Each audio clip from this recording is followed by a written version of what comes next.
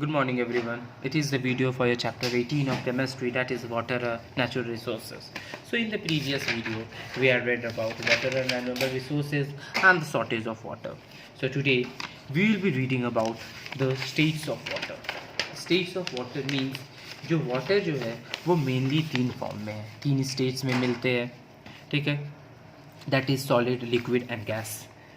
तो जो हमारा स्टेट्स ऑफ वाटर है, स्टेट्स ऑफ वाटर, तो वाटर सॉलिड फॉर्म में मिलता है. सॉलिड फॉर्म में किस चीज़ में मिलता है? आइस के फॉर्म में. फिर लिक्विड फॉर्म में मिलता है, लिक्विड फॉर्म में वाटर के फॉर्म में मिलता है, ठीक है. और एक गैसियस के फॉर्म में मिलता है, गैसियस फॉर्म में, दैट इज़ वाटर वेपर के फॉर्म में, ठीक है. ये तीन फॉर्म में हमें वाटर अवेलेबल है. तो अब ये जो तीन फॉर्म है इसी को चेंज कैसे किया जा सकता है? That is ice, water and ये. तो जो स्टेट्स ऑफ वाटर है ये चेंज किया जा सकता है या तो बाय हीटिंग, ठीक है, हीट कर दिए, या तो बाय कूलिंग, वाटर को कूल कर दिए तब कुछ और चेंज हो जाएगा, हीट कर दिए तो कुछ और चेंज हो जाएगा. तो जब भी आइस, ठीक है, ये मेल्ट करेगा, इसको हीट जब करेंगे तो ऑटोमेटिक मेल्ट करना स्टार्ट होगा. और मेल्ट कर कर क्या बनेगा? वाटर. कितने डिग्री पर? 0 डिग्री सेल्सियस पर. तो याद रखिएगा, आइस हमेशा, इसको जब हीट करेंगे तो वो मेल्ट करेगा और वाटर बन जाएगा 0 डिग्री पर. इसी को बोला जाता है the melting point of ice. Melting point of ice. तो मेल्टिंग पॉइंट ऑफ आइस क्या है? That is 0 degree Celsius. However if water is cooled, अगर इस वाटर को फिर से कूल करेंगे, ठीक है, देन ये फिर चेंज हो जाएगा, किस में?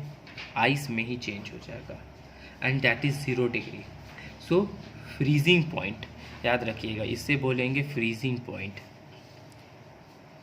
तो मेल्टिंग पॉइंट ऑफ आइस और फ्रीजिंग पॉइंट ऑफ वाटर ये दोनों सेम होता है. हमेशा याद रखिएगा, the freezing point of water and the melting point of ice ये हमेशा कितना होता है? 0 डिग्री सेल्सियस होता है.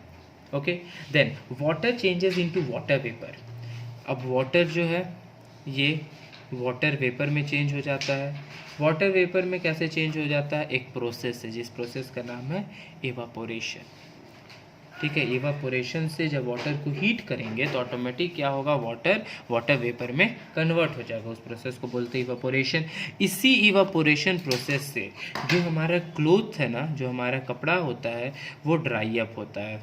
लाइक जब भी आप वेट क्लोथ, ठीक है, जब टेरेस पर डालते हो या कहीं पर हैंग करते हो तो क्या होता है?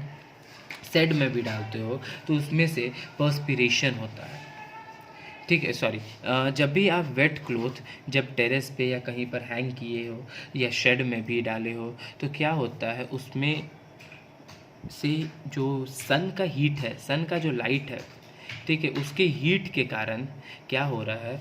वहाँ उस पर जो वाटर प्रेजेंट है ना वो कन्वर्ट हो रहा है वाटर वेपर में, जिसके चलते वो सूख जाता है, वो ड्राई अप हो जाता है. सेम हमारे बॉडी के साथ भी, हमारा बॉडी जब पर्सपिरेशन होता है, जब स्वेटिंग होता है तो उसमें क्या होता है? हमारे बॉडी का जब रूम टेम्परेचर पर हम लोग आते हैं तो ऑटोमेटिक ट्रांसपिरेशन, जो हमारा स्वेट है ना, वो ड्राई हो जाता है, ठीक है, सारा वाटर इवापोरेट हो जाता है. However the change occur faster if the water is heated. जब वाटर को हीट करेंगे तो वो जल्दी वाटर वेपर में कन्वर्ट हो जाता है. एंड वाटर को अगर फर्दर हीट करें, कितना? 100 डिग्री सेल्सियस पर अगर वाटर को बॉईल करेंगे तो वो बॉईल होना हो जाएगा. वाटर को अगर हीट करेंगे 100 डिग्री सेल्सियस पर तो वाटर बॉईल होना हो स्टार्ट हो जाएगा. तो इसको बोलते हैं बॉइलिंग पॉइंट ऑफ वाटर. तो बॉइलिंग पॉइंट ऑफ वाटर कितना है? तो बॉइलिंग पॉइंट ऑफ वाटर है हमारा 100 डिग्री सेल्सियस. याद रखिएगा, melting point of ice, freezing point of water 0 degree Celsius, boiling point of water is 100 degree Celsius. And at this temperature water changes rapidly into steam. और इस temperature पे जो हमारा water है वो वाटर वेपर में चेंज हो जाता है, ठीक है. And water changes and when the steam is cooled. इसको जब कूल करेंगे, ठीक है, जिसको बोला जाता है कंडेंसेशन. जब इसको कूल करेंगे तो ये वाटर ऑटोमेटिकली, ये जो वाटर वेपर है ऑटोमेटिकली वाटर में चेंज हो जाएगा, ठीक है. अब इसको condensation. And in nature water exist in solid state as snow on high mountain and most of the earth water in exist in river. ठीक है, पता है अर्थ पर जितना भी वाटर है वो ज़्यादातर रिवर्स में है, लेक्स में है, पॉन्ड्स में है, सीज में है, ओशन में है, बहुत जगह है। और गैसियस स्टेट में वाटर वेपर के फॉर्म में हमारे एयर में। तो आप देख सकते हो इसका शॉर्ट फॉर्म अगर लिखा जाए तो आइस को जब हम क्या किए, मेल्ट किए, आइस को जब मेल्ट किए ये वाटर में बना, ठीक है। और वाटर को जब बॉईल किए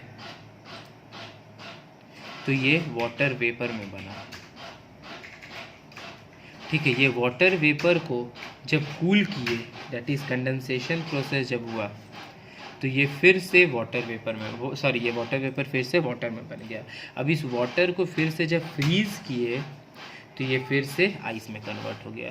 तो ये हमारा एक पूरा शॉर्ट फॉर्म था। जब आइस डायरेक्ट वाटर वेपर में होगा इस प्रोसेस को सब्लिमेशन बोलते हैं, याद रखिएगा, सब्लिमेशन। जब आइस डायरेक्ट वाटर वेपर में होगा, जब वाटर वेपर डायरेक्ट आइस में होगा उस प्रोसेस को भी सब्लिमेशन ही बोलते हैं, ठीक है। इन दोनों प्रोसेस को हम लोग क्या बोलते हैं, सब्लिमेशन बोलते हैं, ओके।